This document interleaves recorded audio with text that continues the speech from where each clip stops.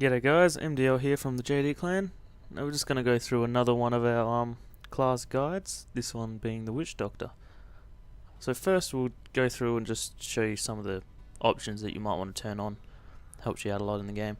So you go into your options and into gameplay, and the first one you want to chuck on is elective mode, which pretty much just lets you put any skill you want onto any key binding. So you don't have to have primary skills just on the left mouse button and secondaries just on the right mouse button. You can put them wherever you want, so that's really useful. And you want to show advanced tooltips. Now this gives you a crap load more information on your skills that you're using. Shows you how much damage they're actually doing. So you know, you might have a skill that you think's doing really well, and you get this new skill and you're not sure if you want to use that instead. Having this on will show you the exact amount of damage that they actually do, so much more useful. And yeah, so we'll start off with the skills. So I'm a level 60 at the moment, but I will be doing a guide for both the normal and nightmare, like as paired together, the kind of skill setup for them, and then for hell and inferno, because normal and nightmare, they're a bit easier. So in those two playthroughs at least, you probably more want to go for just mass damage and just destruction and just fun stuff like that. While in hell and inferno, you need a lot more survivability. So let's go. So to start off with, what do we got? First skill that you generally gonna use, well, this is what I have used pretty much from day one, is the poison dart for your primary attack. And from day one, and I don't think I've changed it once except when I'm mucking around and just having some fun, is splinters. Now as you can see, it shoots 3 darts instead of 1, and each dart does 60% damage. And that 60% damage, you know, over 3 darts is 180%, so it's better than just 1 dart by itself. Now there's other ones later on, like flaming dart, which does 160%, but that's not as high.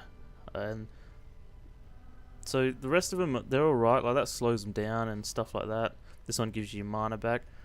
Most of the way I do things, I don't really use much mana, so I don't need this mana regen that lots of other witch doctors may use.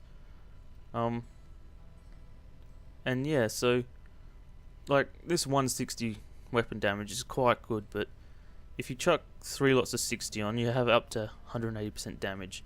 Plus, you have 3 times the chance of getting a critical hit, which will do a lot more damage. So that's really useful. So that's for the primary. Now for the secondary, I used the firebomb. I didn't actually use that to start with. When I first got it, I didn't even look at it.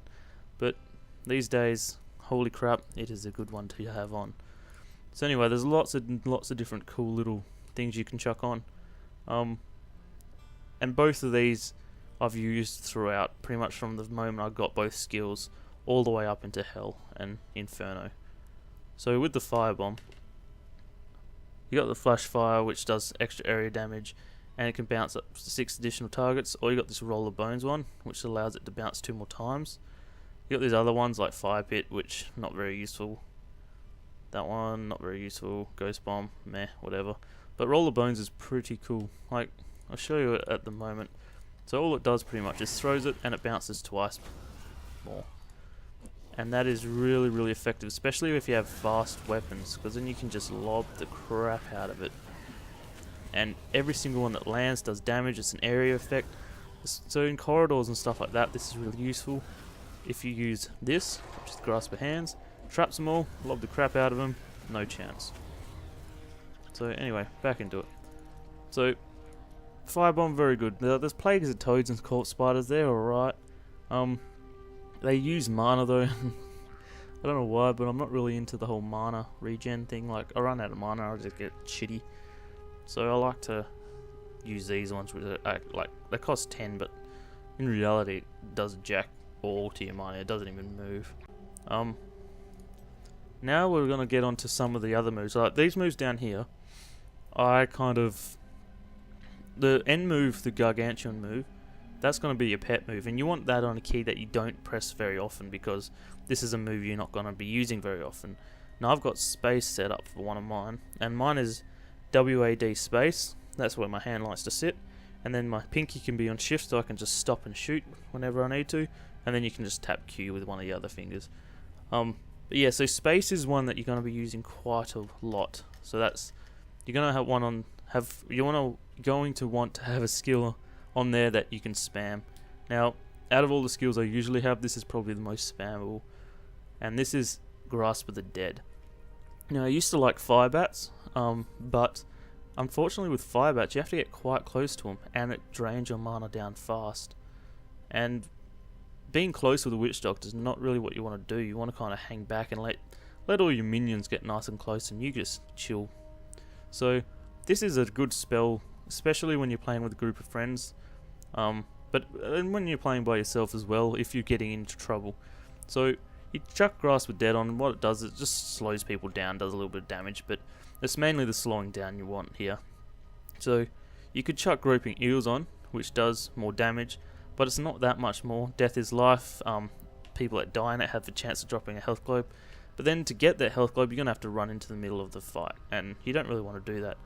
Rain of Corpses is just ridiculous. It's pretty much just defeats the purpose of Grasp of the Dead. There's no grasping happening, so it's just raining on them, and it's only in a small area. It's not really stopping them from moving. So my favourite is definitely the Unbreakable Grasp, which just increases the slowdown to 80% and pretty much stops them in their track. So if I'm running along and I come across this enemy and I'm like, crap, chuck that down, run away and start shooting him, or start pummeling with that. Now, for this one here, this is another fairly often used one.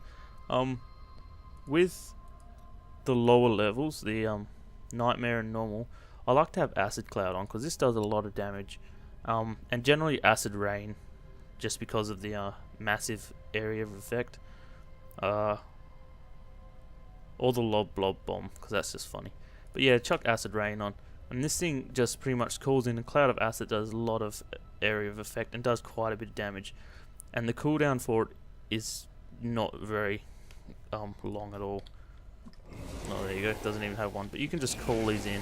And this goes really, really, really, really well with Grasp of the Dead. So you can chuck that baby in when you have full mana. So they're all stuck there, and then you just spam and acid pools on top of their heads, and they're just dead. They got no hope. But later on, in Hell and Nightmare, it's actually a lot more useful to change that baby out for Soul Harvest. So this one here, feed on the life force of up to 5 enemies, and you gain 130 intelligence. So what it is it just sets it off, and it just, you know, takes up to 5 enemies, and it just gives you a crap load of intelligence for each enemy, and then that just boosts your damage up, which is good for taking out enemies quickly. But the reason this is such a good one for Hell and stuff is because of this Siphon. Now Siphon gives you 2,171 for life for every enemy harvested. So you have that thing on. And then you can go down, like I've got 18,000 health at the moment, not very good.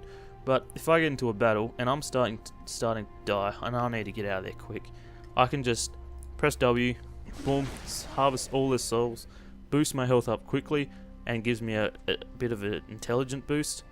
And then I could run away, chuck down wall of zombies or my Unbreakable Force, and then I can run away and start lobbing, and I'll do more damage to those people that are in there now because I have more intelligence.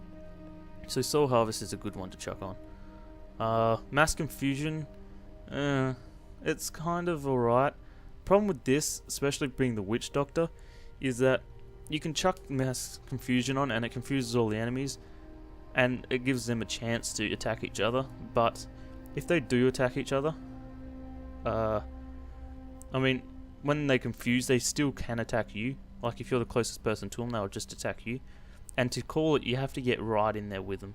So it's not the best of moves for the Witch Doctor. Maybe in the lower levels, just to have some fun, it's good to play around with it. But when you get to higher levels, you don't want to have to get in there up close enough for Mass Confusion to work. When I first jumped into Hell, I chucked Mass Confusion and Terror on, or Horrify, sorry. So I'd confuse them all and make them all run away so I could get out of there. And that was alright, but there's just a lot better skills like these ones here, which will help you kill enemies faster.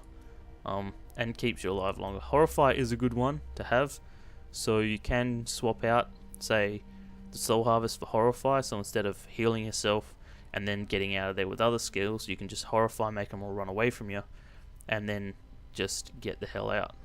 And then you can chuck on pretty much whichever one you want. Like the additional armor is pretty good. Increase the radius is really good because it means they just more enemies run. So if you're just in a room full of them, it clears the whole room rather than just the little area around you. Or Phobia is good because it just makes them run away for a bit longer, gives you more chance to get out. Now, Summon Zombie Dogs was good in the lower levels, but they start to get destroyed in the higher ones, so that's the main reason I don't use that. Hex is just whatever you reckon. Now, for my 5th skill, I like to chuck on Wall of Zombies. I've liked Wall of Zombies since the moment I got it. And any Wall of Zombies, doesn't matter which rune you use, it's good, except for Pylon. That's just what the hell. Now, if you don't know what Pylon is because you're not high enough level, I'll chuck that on so I can show you. But pretty much what you want with Wall of Zombies is you want something that either the idea behind Wall of Zombies is you want to stop enemies. You don't want them to get to you. So you want to have Barricade on, which increases the width of the wall. So pretty much the wall's wider, there's more zombies, so you can stop more enemies. Because a lot of the enemies are smart and they just walk around your wall. So having a wider wall will block off a large area and it just saves you a lot. Or the Unrelenting Grip, which just slows them down so they can't actually get through as quickly. Because they can get through. It's pretty much only the retaliation from being hit that stops them from moving, otherwise they can walk straight through. Creepers are pretty cool too, but yeah, anyway, so I'll show you Pylon and why it's a useless skill for hell.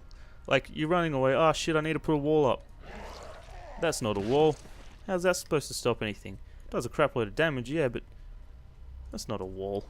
It's useless. So yeah, that's why I definitely say do not use that rune on your Wall of Zombies. But yeah, chuck your Wall of Zombies on and keep you alive. And for the last skill, if you do not have Gargantuan on and you're a Witch Doctor, you're doing something wrong. The Witch Doctor's all about minions, and the Gargantuan is the destroyer of all minions. He's just, holy crap, he is good. And pretty much for most of the time I was playing, I used Relentless Giant. So what it does is, if your Gargantuan gets surrounded by 5 enemies, or comes across an elite or a champion pack or anything like, or a boss, he will go apeshit. So he will double in size, just become this big flaming monster. His attack speed increases, his movement speed increases, and he does 200% physical damage, which is a bit better than 25%. So, yeah.